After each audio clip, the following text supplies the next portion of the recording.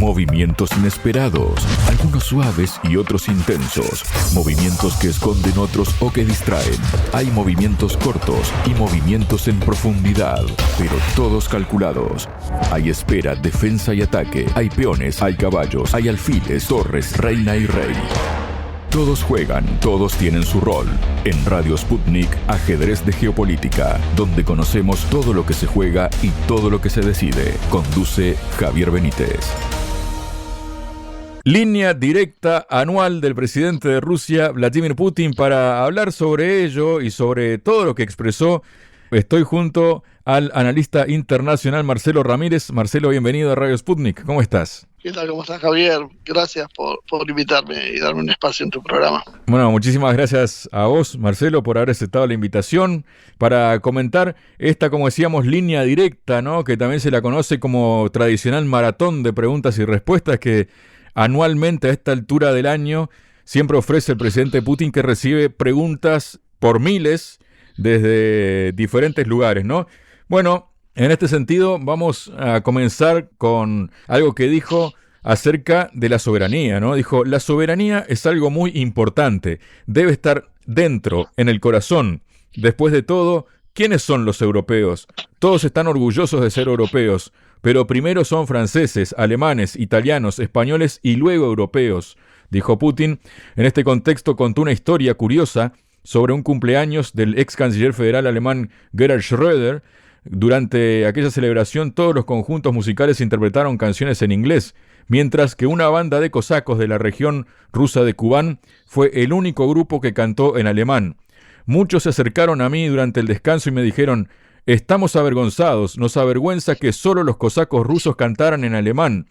Creo que durante los años de la posguerra este sentimiento, el sentimiento de patria y soberanía, fue borrado del pueblo alemán. Los europeos intentan suavizarlo y pulirlo, y al final esto afecta a todo, incluida la economía, dijo Putin. En contraste, el mandatario destacó que en gran medida el crecimiento de la economía rusa es fruto del fortalecimiento de la soberanía.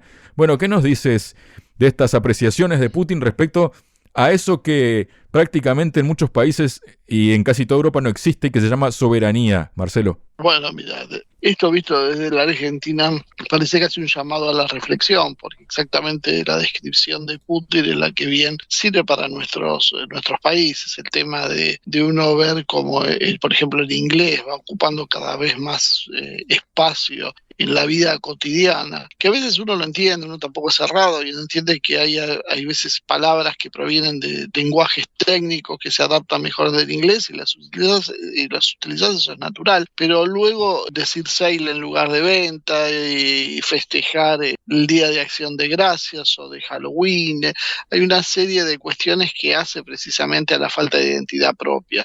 Creo que Putin, cuando llega al poder, se centra primero en eso, en recuperar en Rusia la identidad que a la larga es el orgullo del pueblo ruso y es lo que le permite luego resistir. Cuando vos tenés una política económica nacional, indudablemente florecen tus industrias. Eso creo que es lo que ha conseguido Putin, y creo que la propia operación militar especial ha servido, me parece, para desembarazarse de muchas de las trabas internas que tenían. Para Rusia la cuestión del idioma es central y la cuestión de la soberanía en general. Hoy Rusia está viendo la necesidad de reemplazar la producción extranjera, que en buena parte se ha ido, y en otras simplemente funciona como una especie de grillete económico. Bueno, Rusia tiene capacidades dormidas que hoy se están despertando y que creo que es un ejemplo también del mundo que se viene, ¿no? Lo que había quedado como una cuestión ya fuera de moda, donde hablar de patria se asimilaba precisamente a ser nazi, a tener ideologías totalitarias. Bueno, hoy se empieza a ver que eso era solo hacer un campo orégano para la penetración de ideas globalistas, y precisamente combatir esas ideas requiere volver a tomar los valores tradicionales de la patria, y entre ellos uno que es fundamental es la lengua. La cultura gira alrededor de la lengua. El idioma ruso es muy importante para ese país y es un ejemplo que deberíamos seguir, que en definitiva también hemos visto muchísimo como los franceses utilizaban mucho su idioma como una bandera política. Bueno, aprendamos de ese tipo de cosas aquellos que somos latinoamericanos. Justo mencionaste, voy a aprovechar, Marcelo, que mencionaste la operación militar especial, ¿no? Putin dijo que la línea del frente está avanzando en la operación militar especial. Él agradeció a los militares rusos por su heroísmo en los combates. En ese momento Putin sacó la bandera de la 155 separada brigada de marines de la Flota del Pacífico, que le fue entregada por combatientes de esa formación, y pidió que la desplegaran a su espalda. Dijo que esa enseña representa a todas las banderas militares de los combatientes que luchan por Rusia en todo el frente. Dijo Putin: debo decir que la situación está cambiando drásticamente. Lo saben bien y quiero confirmar que se hacen avances en toda la línea del frente cada día. Nuestros militares están liberando kilómetros cuadrados de tierra. Lo quiero subrayar, cada día. Tras matizar que las acciones militares son una cuestión compleja y hacer pronósticos de antemano es difícil y no sirve para nada, afirmó que Rusia está cada vez más cerca de los objetivos prioritarios planteados al inicio de la operación militar especial. Bueno, ¿qué nos comentas de esto, no, Marcelo, acerca de ese agradecimiento, ¿no?, que le da a los soldados y la importancia que le da para defender eso que hablaba él de la soberanía, ¿no? Bueno, un poco bien relacionado con lo que hablamos anteriormente, ¿no? Esto tiene que ver con una idea general de patriotismo y, en definitiva, que la patria está en peligro una vez más y que Rusia tiene que defenderse y todos los rusos tienen que ser conscientes de esa situación. La situación de Kursk creo que también es clave. Cuando uno ve cómo se estructuraron esas preguntas, por lo menos por las noticias que nos han llegado hasta el momento, cerca del 84% tiene que ver con cuestiones internas de Rusia, de infraestructura, economía y demás. La cuestión más internacional ocupó menos. Los rusos están preocupados entonces por sus propios problemas, y parte de sus propios problemas, una parte central, es la cuestión de parte de su territorio hoy esté ocupado por Ucrania, como es el caso de Kursk, y eso es una de las prioridades que tiene Putin. Creo que esto es una especie de mensaje alegórico a esa necesidad de defenderlo.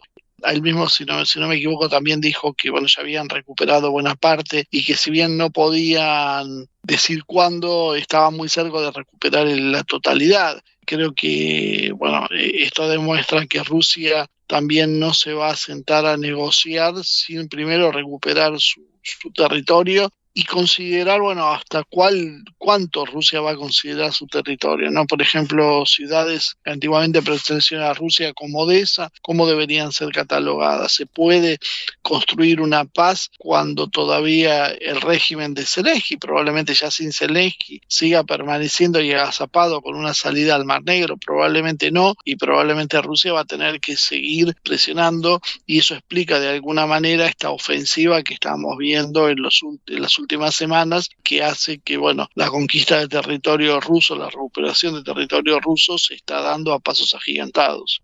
Y a propósito de eso, justamente, Marcelo, Putin se refirió a la capacidad de combate del ejército ruso, ¿no? Él dijo: estamos reforzando nuestra capacidad de defensa y la preparación para el combate de nuestras fuerzas armadas ocupa hoy, me atrevo a decir, el lugar más alto del mundo, fue lo que resaltó el mandatario ruso en su respuesta a una pregunta formulada por un corresponsal de NBC News. En este sentido, Putin también hizo hincapié en el desarrollo de la industria de defensa nacional. Como vos mencionabas también, dijo: estamos aumentando la producción de todo lo que necesitamos para nuestros ejércitos y armadas, tanto para el presente como para el futuro. Lo hacemos con confianza y a un ritmo muy rápido y eficaz. En este contexto reiteró que el nivel de entrenamiento, preparación para el combate y el estado interno de las tropas rusas quizá no lo tenga ningún otro ejército del mundo. Rusia se ha hecho más fuerte, un país verdaderamente soberano. Tomaremos decisiones sin tener en cuenta las opiniones de los demás y nos guiaremos únicamente por nuestros intereses nacionales. Bueno, esto que acaba de decir de las tropas es algo como casi que incontestable, ¿no, Marcelo? Sí, creo que es importante entender algunas cosas que al principio por ahí no quedaban muy claro. Cuando lo sacó a Shoigu y puso a Belousov como ministro de Defensa, muchos no entendieron cuál era el mensaje. Muchos decían, finalmente alguien que hace economía va a defensa, esto es un desastre. Y en realidad lo que Rusia estaba haciendo era prepararse para esta etapa que está diciendo Putin. Rusia se está preparando para un enfrentamiento que enuncia en la próxima década, probablemente sea antes, cuando nosotros vemos la forma de producción, primero la escala en lo que es en términos militares y la nacionalización de muchas empresas civiles que tienen que ver con lo que es la seguridad nacional, vemos que Rusia en realidad está haciendo algo mucho más que una guerra en Ucrania. Porque si fuera solo eso, hoy estaría reorientándose de otra manera. Lo que estamos viendo, creo que Rusia se está preparando para una confrontación a toda regla con la OTAN, con los Estados Unidos si es necesario.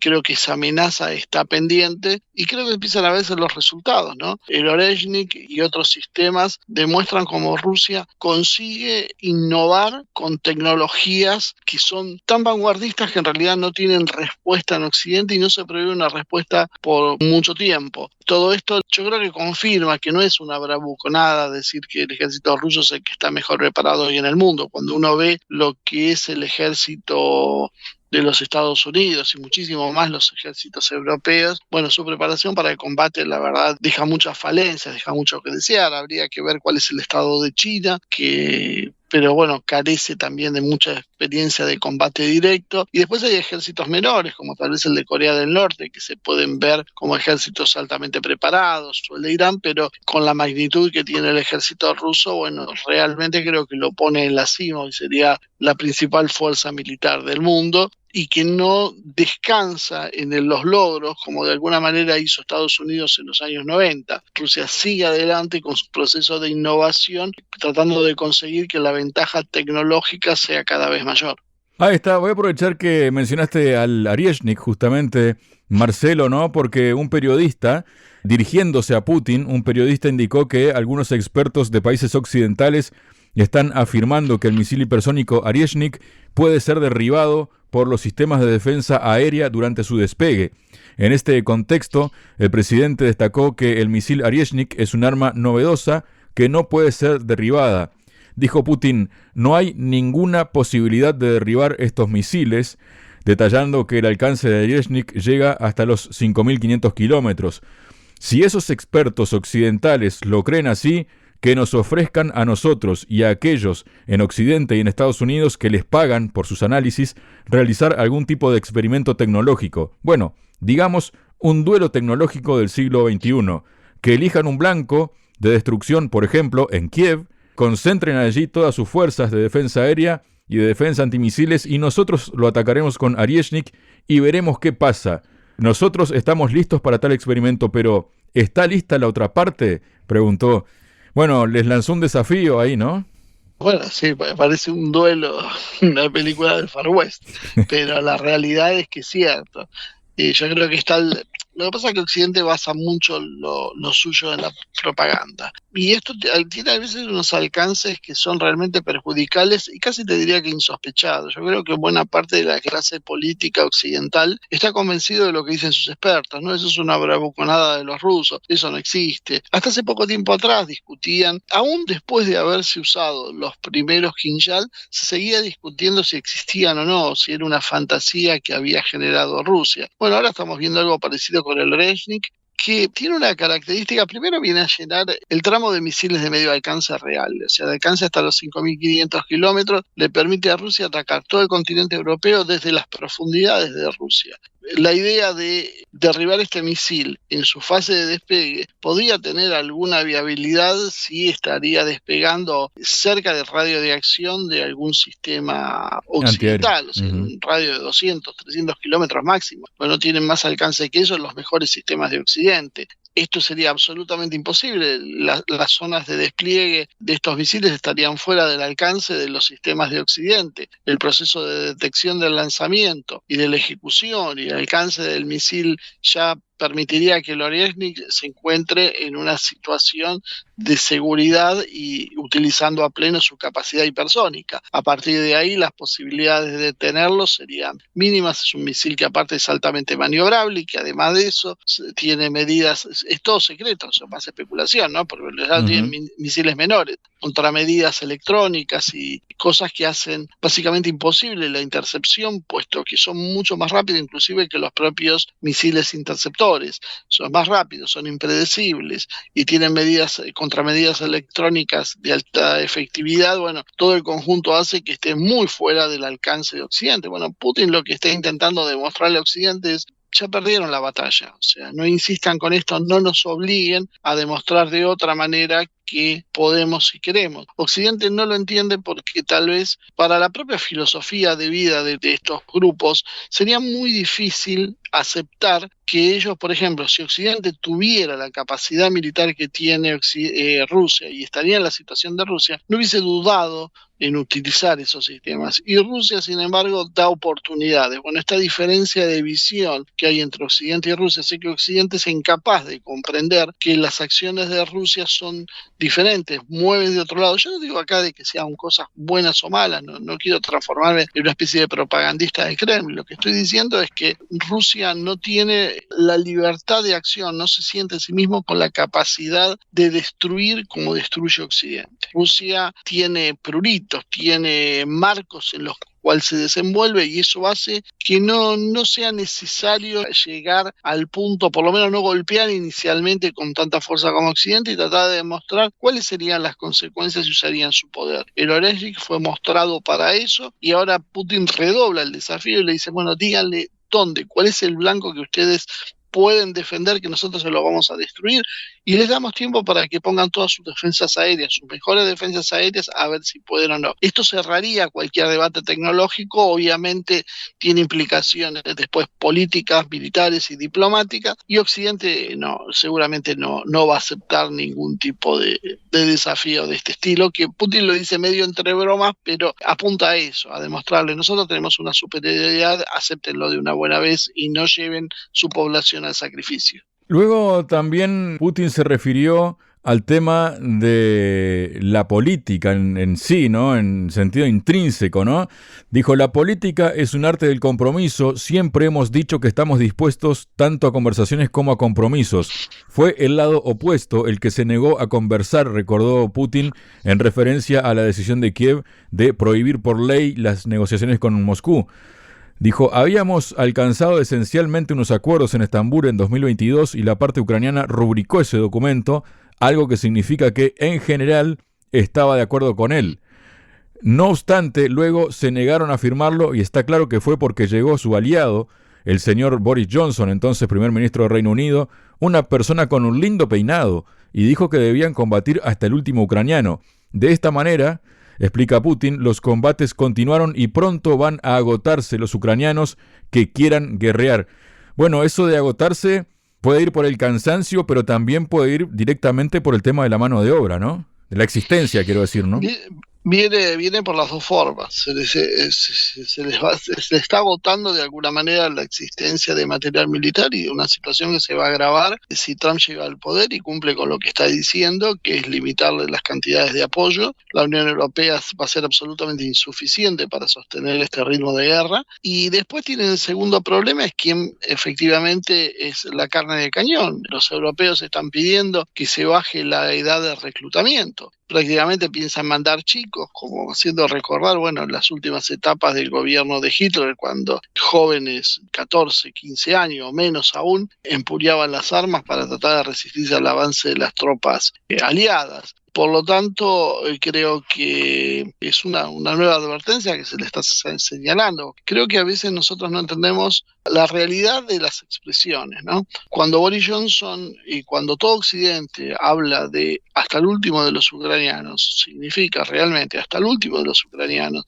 Esto es algo que nosotros parece que no terminamos de entender y lo usamos como una especie de metáfora, y muchos lo usan inclusive en sus memes, en sus perfiles, como una bandera de lucha y de coraje que habrá, pero la realidad esto significa el exterminio de los propios ucranianos. De alguna manera el propio Occidente está haciendo una limpieza étnica de eslavos, utilizando la pelea entre los propios eslavos de forma tal que después, bueno, ese territorio quedará, no sé, desposeído de personajes nativos de ese lugar, porque Ucrania no tiene ya más posibilidades de seguir enviando tropas al frente. Creo que se calcula que podrá resistir unos 6 meses más y luego simplemente van a carecer de ucranianos, por más que los intenten cazar en el exterior y traerlos por la fuerza a Ucrania. Eso es insuficiente, es gente sin preparación militar, muchas veces sin capacidades físicas o psicológicas para la guerra y sobre todo sin entrenamiento, sin tiempo de entrenamiento, sin experiencia. Todo esto significa un enorme holocausto donde se sacrifican vidas y vidas y vidas en forma absolutamente insustancial. De alguna manera lo que yo creo que Putin apunta con sus discursos a eso, a mostrar: nosotros tenemos la tecnología, tenemos la capacidad, bueno, terminen de hacer esto que están haciendo porque no tiene sentido, ya no pueden devolver esto y no tienen reservas como para decir vamos a hacer una guerra de largo aliento y tarde o temprano vamos a recuperar esto. Ni siquiera así, simplemente se van a ir hacia el exterminio. Quizá el objetivo debería ser abordado con una política más de resistencia interna, haber dejado entrar a las tropas rusas y hacer sistemas de guerra de guerrillas y demás, pero lo que la OTAN estaba interesada evidentemente era en otra cosa, no en el pueblo ucraniano. El pueblo ucraniano es el último de los intereses que tiene Occidente. Ahí está, y también se refirió Putin acerca de un armisticio, ¿no? Dijo: no necesitamos un armisticio, necesitamos una paz duradera, firme, que cuente con garantías de seguridad para la Federación de Rusia. Una pausa larga en los combates permitiría a la parte ucraniana aprovecharla para la capacitación y el entrenamiento del personal de su ejército, mientras que hoy en día muchos batallones solo tienen del 35 al 40% del personal previsto. En el campo de batalla, relató Putin, el ejército ruso está avanzando sin dejar que las tropas de Kiev fortifiquen las posiciones a las que se hayan replegado. El enemigo se repliega, pero no puede fortificarse en el terreno mientras que nuestros chicos avanzan de nuevo. Si nos detenemos durante una semana, ello significaría darle al enemigo la oportunidad de afianzarse a estas posiciones, descansar y recibir el equipo requerido y las municiones. Bueno, parece que las cosas están claras, ¿no? Sí, parece bien. Putin se anticipa a muchas de las críticas que ha habido y muchas de las inseguridades que genera la posición de Rusia cuando hemos visto que eso sucedió con los tratados de Minsk. Ucrania busca ahora una tregua, es como un boxeador que está golpeado al borde del knockout y quiere la cuenta de protección. Necesita una cuenta de protección, pero no de 10 segundos, sino de media hora para poder recomponer sus fuerzas. No solo Ucrania, sino Occidente reorientar sus capacidades para una guerra prolongada y de desgaste como la que se está produciendo, que evidentemente han evaluado mal. Creo que consideraron mal la resistencia rusa, creo que evaluaron mal la disposición de la sociedad rusa en apoyarlo a Putin, en su programa militar y en la resistencia también de la economía rusa a las sanciones. Todo este conjunto hizo que se presente un escenario diferente para el cual no están preparados y necesitan esa tregua. Esto genera un enfrentamiento, un problema directo. Rusia no debería dar esa pausa porque finalmente no es que así se va a ahorrar vidas, se van a traer más muertes porque en realidad luego la ofensiva será mayor y la guerra escalará más aún de lo que vimos. El problema que se le presenta a Rusia es que Zelensky es básicamente un impostor en el poder porque su periodo constitucional ya ha terminado en mayo, no ha seguido los procedimientos que dicta la constitución ucraniana, sigue ejerciendo entonces en forma ilegal el poder y lo que Rusia considera es que además cualquier acuerdo, no solo un armisticio, estamos hablando de un acuerdo de paz, como sé que está pidiendo Putin, con Ucrania necesitaría firmarlo un gobierno legítimo y no es el caso del gobierno de Zelensky, puesto que un próximo gobierno podía rechazar los acuerdos argumentando precisamente que no había sido un gobierno legítimo quien lo firmó. Toda esta situación lleva a que existe en realidad un vacío sobre con quién negociar y acordar la paz. Esto es uno de los problemas más importantes a resolver y por otro lado entender que Rusia ve esto como una batalla en una guerra prolongada donde el enemigo no es Ucrania, sino el enemigo es el mundo anglosajón que encabeza un sector de Occidente que está decidido a destruir a Rusia y Rusia en realidad lo que no le quiere dar tregua es a Occidente. Ahora que está con el impulso ganador en Ucrania no quiere permitir que esto se revierta. Muchas gracias, Marcelo. Siempre es un gusto. Sputnik. Contamos lo que otros callan.